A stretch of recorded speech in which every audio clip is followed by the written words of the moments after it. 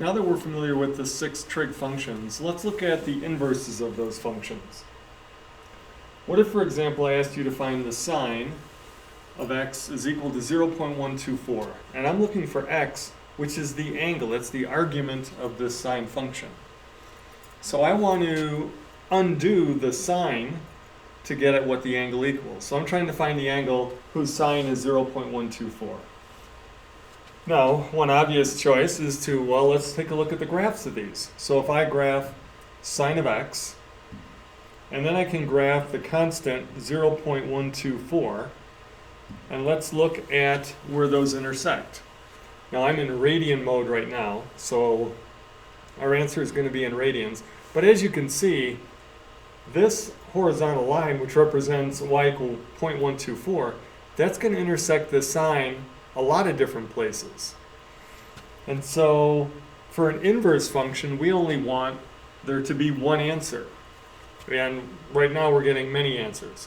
And that's because the sine graph doesn't pass the horizontal line test, which means its inverse would not pass the vertical line test, so its inverse would not be a function. So maybe we should figure out the first place where this crosses after 0. So I can do second trace to get to the calculate menu and go down to number 5, intersect. Is the first curve the sine graph in y1? Yes. Is the second curve the constant in y2? Yes. And give me a guess. How about a right around there? And we got x is equal to 0.124. And remember, that's in radians. So if I quit, and I take that x value, and I multiply it by 180 divided by pi, that'll give me the degree answer. So it turns out that x is equal to 0.1243 radians, or 7.123 degrees approximately. All right. So that's what we did. We graphed it, and we looked at where it intersected. But you'll notice that there's a lot of solutions. There's one here, there's one here, there's one here. So we would need to find all these solutions because this didn't give us any specific requirements. So we know the period of sine is every 2 pi, and so we could add 2 pi times n, where n is any integer, or we could add 7 plus 360n, where we're in degrees. And that would take care of all the spots where it's on its way up. And then there'd be another one over about here, etc., etc. But then we're also going to have to look at what about all these spots, and those are also 2 pi apart. And so there's a lot more that goes into solving trig equations than that. But on the other hand, what if I used my calculator? Because I know there's an inverse sine button. And if I use my calculator, there we go, and I do inverse sine of 0.124, I get 0.1243 approximately radians, if I'm in radian mode. So how does it decide which answer to give me on my calculator? Well, what we're going to have to do is take a look at the graph of sine and figure out how to come up with an inverse function. Now, the inverse sine is written, let me draw an arrow. The inverse sine function is written 2 ways. It's either called arc sine of x or a sine with a -1 power. Now that -1 is familiar to us because we've dealt with that in the past, that the inverse of a function we write as f -1, meaning the inverse. And that doesn't mean 1 over f. A number to the -1st power would mean 1 over that to the +1st power. But we're talking about functions here, so that -1 is referring to the inverse. Or it's referred to as the arc sine. So now we have to look at this function, and as I mentioned, it doesn't pass the horizontal line test. So when we reflect this graph over y equal x, the inverse is not going to pass the vertical line test. So we're going to need to take just a piece of this graph, and we want to take a piece that covers all the output values between -1 and 1. And so there's a lot of pieces we could take. We could go from here down to here, for example, or we could go from here up to here. So there's a whole bunch of pieces we can take, and it's been agreed upon by people whom I do not have their names, as this is the piece we're going to look at.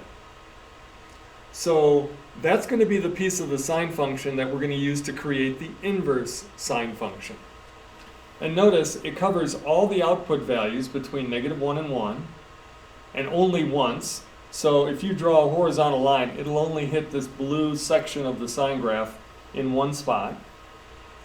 And it's covering values, the x values, from -π/2 to +π/2. More on that in a minute. Well, what about the cosine? If we want to do the inverse of the cosine graph, the same thing applies.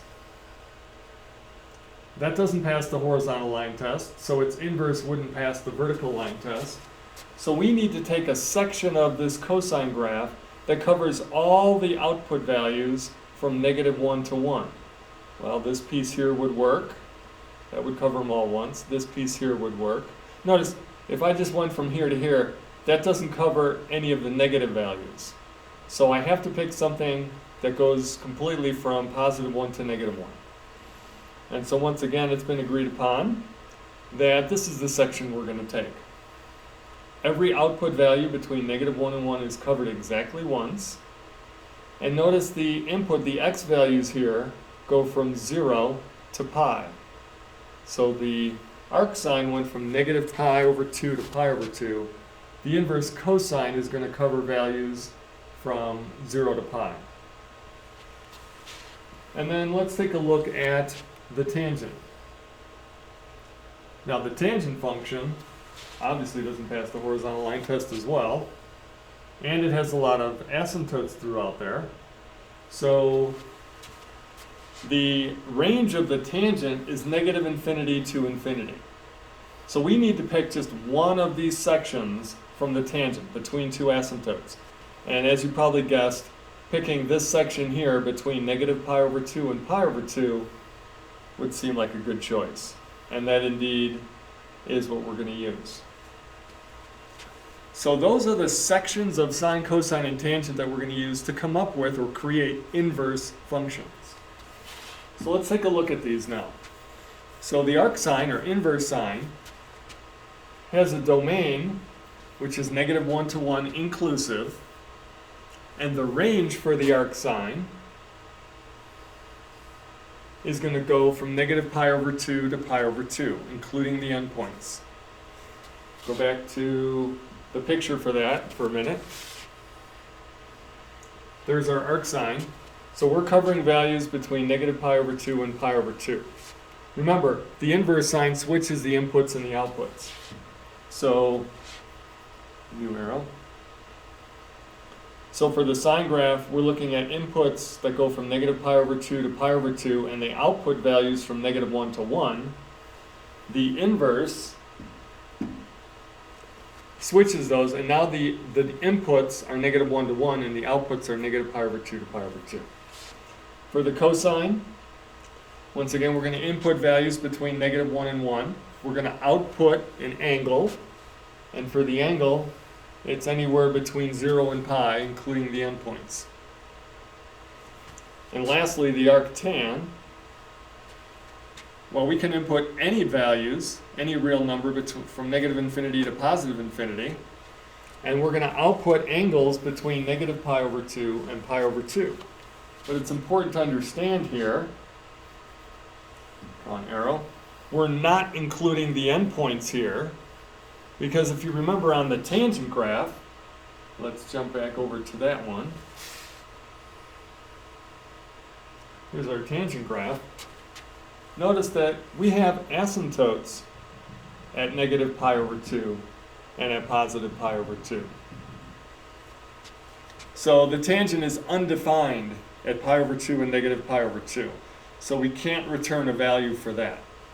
But every other angle between -π/2 and pi/2 is going to be possible. So that's why we have parentheses on the outputs, or the range for arctan. Alright, so how does this help us? Well, let's figure out, and notice I switch back and forth here.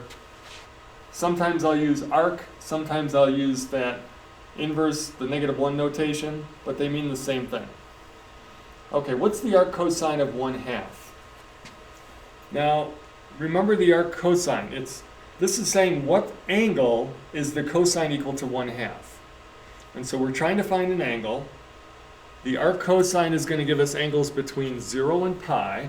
That's why it's so important to remember this chart and know that we're getting answers for cosine, arc cosine between 0 and pi. And it might help to look at the unit circle, since we're familiar with that now. And so the arc cosine is taking values between 0 and pi. And so where is the cosine equal to 1/2 in the first and second quadrant here? Well, the cosine, the x value, is equal to 1/2 right here. Cosine is the x coordinate, so the cosine is 1/2 at 60 degrees, or pi over 3. And so there's our answer. All right, let's look at the next one. We want the inverse sine of -1. So once again, the inverse sine is going to give me angles between -pi over 2 and pi over 2. So I want to know, looking at my unit circle, here's -pi over 2, 0, positive pi over 2. So we're looking at this section of the unit circle. And remember, I have them listed as positive angles, but these are negative angles in terms of what we're looking at. So this would be -pi over 6, -pi over 4, -pi over 3, -pi over 2. All right, where is the sine equal to -1? Well, we know that happens down here. The sine is the y coordinate. It's -1 at this spot here. And according to our range, it's supposed to be an answer between -pi over 2 and pi over 2. So we're going to write that as -pi over 2. It might even help if I write, let's switch here, if I write these angles as negatives. So -pi over 6, -pi over 4, -pi over 3, and -pi over 2. Those are coterminal with the positive ones that were listed. All right, let's do another one. How about the arctan of -1? Now, the arctan returns an angle, and according to our chart, it's going to give us an angle between -pi over 2 and pi over 2, just like the arcsine, except we're not including the endpoints. So where is the tangent equal to -1 from -pi over 2 to positive pi over 2? Well, we know that happens here where the coordinates are the same, except one's negative and one's positive. So when I do sine over cosine, I'm going to get a -1. So that happens at -pi over 4. All right, hopefully you're getting the hang of this. This might be a good idea where you hit pause, try and come up with the answer, and then check and see if you were right. Inverse cosine of 0. So, cosine returns angles between where? Between 0 and pi. Where is the cosine equal to 0? Cosine is equal to 0 right up here at the top. It's the x-coordinate is 0 at pi over 2. So there's your answer.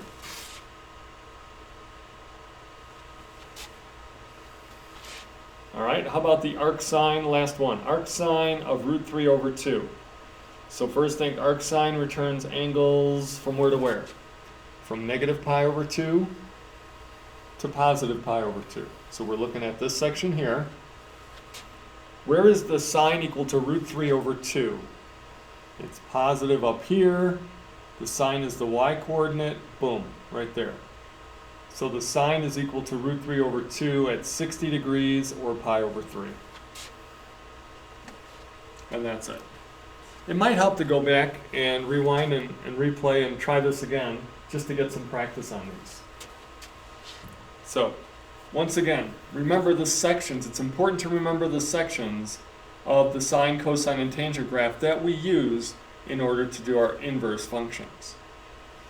All right, we'll worry about looking at the graphs of the inverse functions next time. So let's look at one last example. Application problem here. All right, here's a right triangle. I want to find theta. So initially we were spending most of our time finding missing sides. Now I know we don't know what x is, but that's okay. Find the value of theta. So for this angle I have the opposite and I have the adjacent legs. So I want to use the tangent function. So the tangent of theta is equal to x over 5. Now this says find the value of theta, so we need to solve for theta. So theta is going to equal the inverse tangent of x over 5. And that's it. Now if there were a value for x, we could use our calculator and plug it in and get a decimal and be either radians or degree mode.